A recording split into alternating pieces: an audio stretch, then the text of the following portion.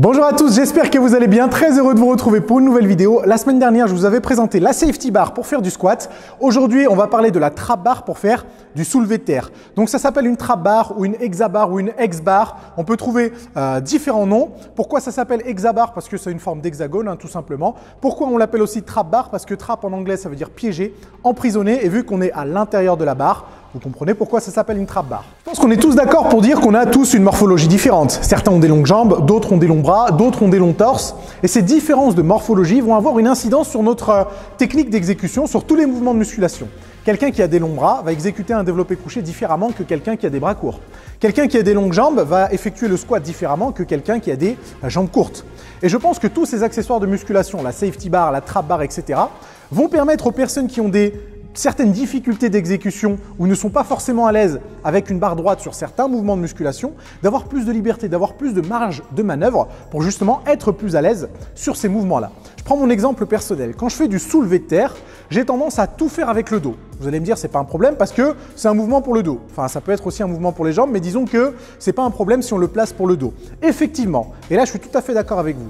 Cependant, faire un soulevé de terre avec les fesses trop hautes, même si c'est pas forcément dangereux en soi, disons que ça met beaucoup de pression sur tous les muscles extenseurs de la hanche, c'est-à-dire les ischios, le grand fessier, mais aussi dans une certaine mesure les lombaires, alors que l'idée d'un soulevé de terre, c'est plutôt d'équilibrer les forces entre les muscles extenseurs de la hanche et les muscles extenseurs du genou. Un petit peu à la manière d'un squat, même si la position d'un soulevé de terre est légèrement différente. Et ça tombe bien parce que c'est exactement le but d'une trap bar. En ayant le centre de gravité légèrement sur l'arrière par rapport à un soulevé de terre classique, eh ben vous êtes capable de baisser un petit peu plus les fesses et du coup d'équilibrer les forces entre les deux articulations principales. Donc cette barre, a priori, elle serait plutôt destinée aux personnes qui auraient tendance à faire un soulevé de terre 100% chaîne postérieure, donc uniquement avec les ischios, les fesses et les lombaires, et qui voudraient au contraire rééquilibrer un petit peu pour utiliser légèrement les quadriceps. En fait, c'est le même problème que la safety bar. Si jamais vous arrivez à faire un squat classique avec une barre normale et que vous arrivez à sentir les quadriceps, vous n'avez probablement aucune raison d'utiliser une safety bar.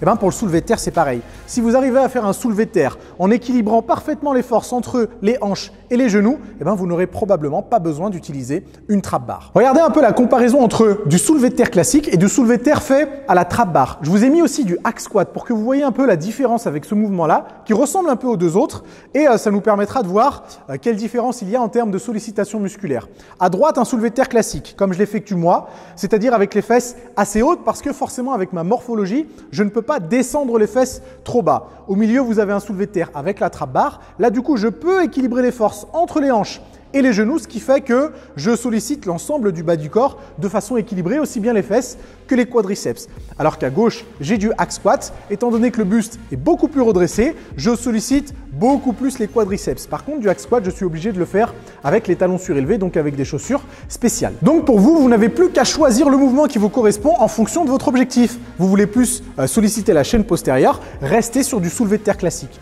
Vous voulez plutôt développer le bas du corps de façon équilibrée et générale, choisissez du soulevé de terre avec la trap bar. Vous voulez mettre l'accent sur les quadriceps, soit vous prenez du hack squat, soit vous restez sur des variantes classiques comme du front squat ou d'autres exercices que vous connaissez très bien. Mais au-dessus de toutes les considérations morphologiques et de toutes les différences d'exécution avec du soulevé de terre, du hack squat, etc., je trouve que cette barre-là, elle a un avantage, c'est que pour moi, c'est la seule qui sollicite autant de groupes musculaires en même temps. C'est-à-dire qu'en faisant du soulevé de terre à la trap bar, je réussis à sentir mes quadriceps, mes fesses, mes ischios dans une certaine mesure, mes lombaires, mes trapèzes et mes avant-bras. Quelque chose que je n'arrive pas à reproduire avec d'autres exercices de musculation. Et du coup, cette barre, personnellement, je vais m'en servir pour faire du cardio parce que ça sollicite tellement de groupes musculaires à la fois que la stimulation musculaire, elle est énorme et que la stimulation cardiovasculaire est aussi énorme. Donc pour faire du fractionné, c'est absolument parfait et c'est fatal aussi. Donc je fais 10 séries de 10 répétitions avec 1 minute de récupération avec mon poids de corps, c'est-à-dire 100 kg sur la barre. Là, je peux vous dire qu'au bout de 30 minutes, je suis complètement lessivé. Mais du coup, ça remplit son job, ça stimule du muscle, ça stimule le cœur.